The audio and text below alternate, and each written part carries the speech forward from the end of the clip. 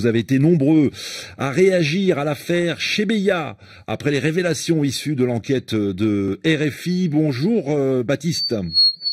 Jean-Baptiste. Bonjour Anne. Bienvenue, vous êtes à Kisangani. Bonjour à tous. On vous écoute. Dans l'enquête menée par la Radio France Internationale, 2 anciens policiers ont témoigné de leur participation dans l'assassinat du militant de droits de l'homme, Floribert Chebeya. Alors Anne, j'ai juste une seule question à vous poser. Comment la Radio France Internationale a-t-elle mené l'enquête sur son meurtre ?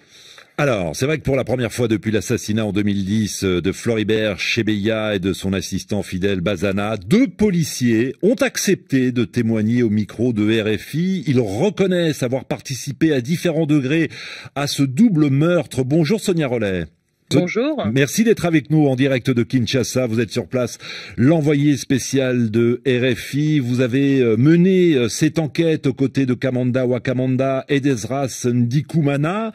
Ce sont 2 témoignages inédits qu'on a pu entendre ces derniers jours sur notre antenne, des témoignages qui provoquent une onde de choc. Racontez-nous, Sonia Rollet, comment vous avez mené cette enquête.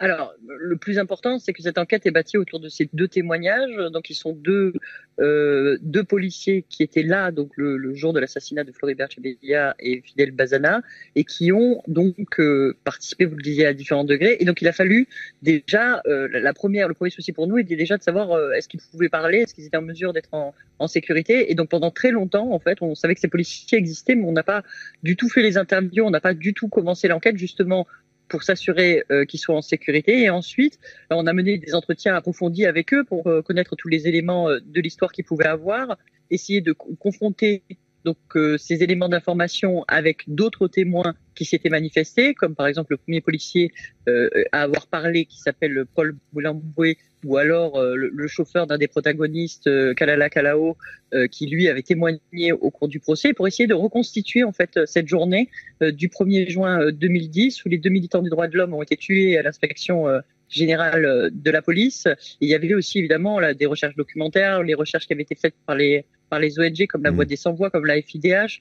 Donc on a interrogé toutes ces personnes-là pour essayer de recouper un maximum chaque détail et d'arriver à la conviction que ces témoins étaient crédibles. Ouais. Recouper les informations, d'autant, et je parle là évidemment sous votre contrôle, Sonia Rollet, il me semble que les noms de ces 2 policiers qu'on a entendus ces 2 derniers jours sur notre antenne n'apparaissaient pas dans la procédure judiciaire. Comment êtes-vous remonté jusqu'à eux ? Alors, c'est vrai que ça apparaissait pas dans la procédure judiciaire en tant que telle, parce que à part des échelons intermédiaires, on va dire pas les commanditaires, mais les donneurs d'ordre de terrain, il n'y avait pas beaucoup des vrais suspects de ce dossier qui étaient dans les procédures judiciaires. En fait, il faut savoir que tout simplement, c'est ces policiers qui nous ont contactés, nous RFI, puisqu'ils souhaitaient parler, mais ils avaient peur de parler depuis le Congo et dans les circonstances. Donc nous, on a vraiment attendu en fait qu'ils puissent être en mesure de parler, qu'ils puissent être sécurisés. Mais ces noms, en tout cas, étaient connus parce que le premier policier à avoir fui, Paul Moulamboué, qui avait vécu avec eux et qui était là à l'inspection générale de la police ce jour-là et qui donc a vu les membres du commando, avait donné ça aux organisations de défense des droits de l'homme. Et ça remonte déjà à 2012, au moment où justement ce policier parlait déjà pour la première fois sur RFI. Ouais, et puis il est important de souligner que tous les témoignages recueillis par RFI ne se recoupent pas sur tous les points. Il y a par exemple certaines contradictions sur le nombre de victimes le soir du 1er juin 2010. En tout cas, voilà, pour répondre à Jean-Baptiste, on a été très clair. On nous demande également, Sonia Rollet, sur la page Facebook de l'émission, et c'est revenu souvent, quel crédit accorder à ces 2 témoignages, pardon. En quelque sorte, vous avez déjà un peu répondu à ces auditeurs, c'est-à-dire que vous avez recoupé les informations.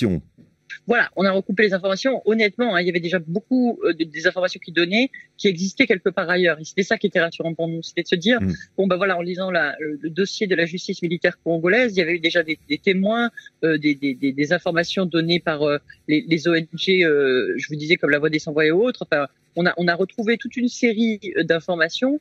Pour vous donner un exemple qui est simple, par exemple, la Voix des Sans-Voix nous disait, nous on avait interrogé les habitants de Mitendi, c'est l'endroit où le corps de Floribert Chebeya et sa voiture ont été retrouvés. Il nous avait dit la voiture est partie dans ce sens et ensuite est revenue et a déposé donc la voiture de la Voix des Sans-Voix avec le corps de son directeur exécutif. Le témoin qui témoigne sur RFI explique en fait pourquoi ils font ce mouvement et que tout simplement ils sont allés déposer et enterrer le corps de Fidel Bazana et qu'ils sont revenus ensuite déposer le corps de Floribert Chebeya. Donc il y a plein d'informations comme ça qui se recoupent et où finalement, grâce à ces témoins, on arrive simplement à savoir de l'intérieur comment ce crime a été commis. Je pense que c'est ça qui a le plus choqué les gens aujourd'hui, c'est d'avoir ce récit-là de l'intérieur du commando.